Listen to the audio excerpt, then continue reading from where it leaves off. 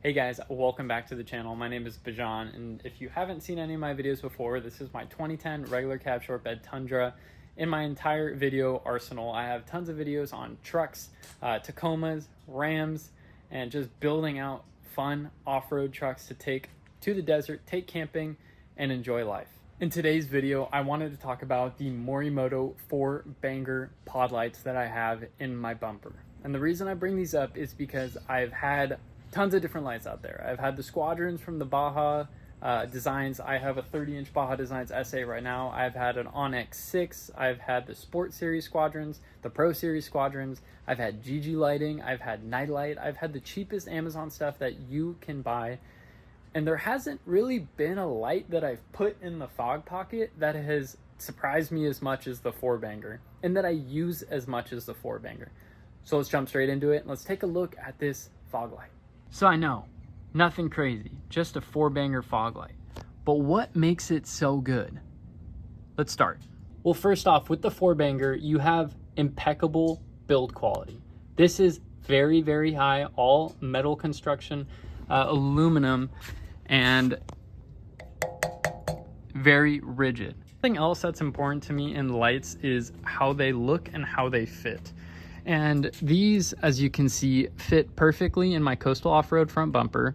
But not only do they fit perfect here, but they are designed to be a plug-and-play solution for your truck or your SUV or car that you may have. Let me show you. So if I were to have fog lights from factory, this wire would have another wire connecting to it going to the fog light. As you can see, I do not have fog lights from factory. This is why this wire is coiled up over here and it has never been plugged in. So I wired mine directly to a switch panel. However, if you were to have a fog pocket on your front bumper and this was already wired, it is plug and play. Let me show you what the bezels look like for the Tundra. This is what the stock setup would be. If you had an 07 to 13 Tundra, you would receive this package.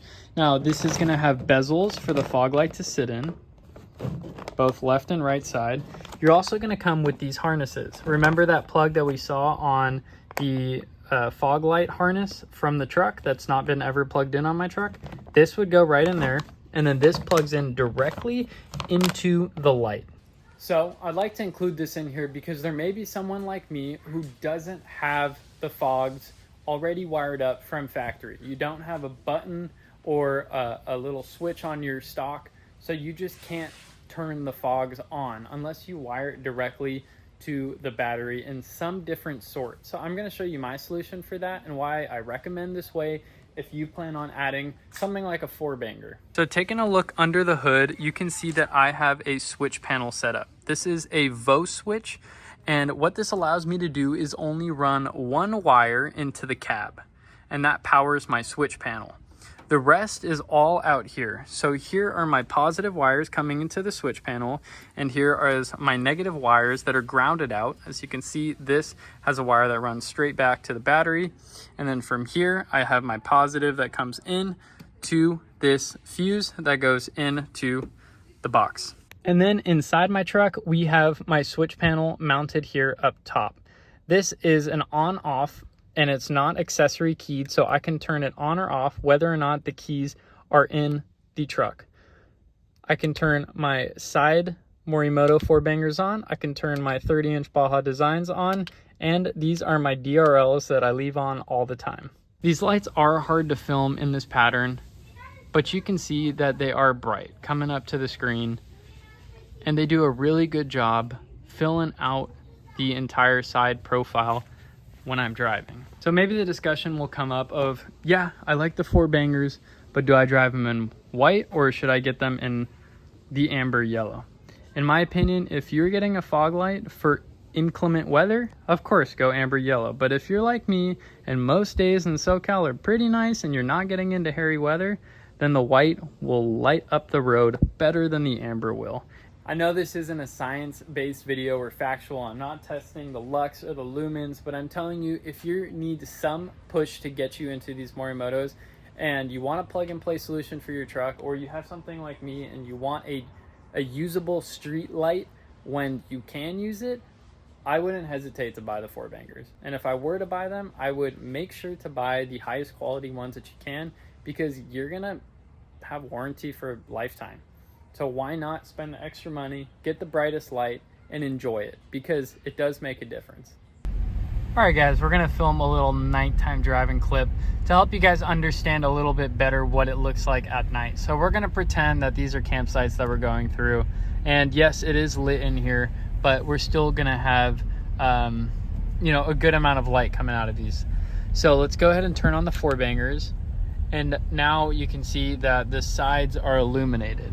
And it's a pretty wide pattern I'm getting here as I'm going left and right to show you guys the overall width. But when I go ahead and get to a corner like this, when I'm pulling up for camp, you can see that pretty much the whole corner is illuminated by that 4Banger. I'm gonna turn my headlights off here. Now we're gonna go ahead and turn off the 4Banger and then turn it back on. So that's a really good idea of just how much light output this thing puts to the sides here. And when you're trying to find camp or look in ditches, this is really what you want. You want that ability to really see to the sides. And of course you can aim this forward, but this is how I have it set up right here, and I think it works really well. So let's do one of these scenarios again, where we get to a corner like this. Oh, I'm trying to see, is that a camp spot in that corner? Oh, can't see anything here. All of a sudden, all that light output comes. So here is a pretty good test. Lights off. We're just using the Morimotos right now, and you can see where the cutoff line is and how much of the street they illuminate. Then we're gonna turn the lights on. As you can see, these light up pretty much the entire street, and you can see the reflection off some of the homes here driving up to this car. But on a dark street, this is what it's like. I wanted to throw this clip in a little bit further away. This is what people see when they are driving up to your truck. I will tell you right now, I am not being blinded by the fog lights. Yes, they are bright, and yeah, they are kind of shining in my eye, but they are adjusted pretty low for what they are, and I'm not being blinded. If this was a Baja Designs Pro or a Squadron or some combo flood spot setup, I would be absolutely getting annihilated. Here's the same video, just a little bit closer up, and I'm adjusting the light for how it looks at night. And here we go, you're coming over here and you're starting to get just a little bit of light coming into my eyes. That again can be adjusted with the angle, but the reason why I mention this is because yeah, I can adjust these further down, but then you're increasing again that foreground vision, which is taking away from your distance vision.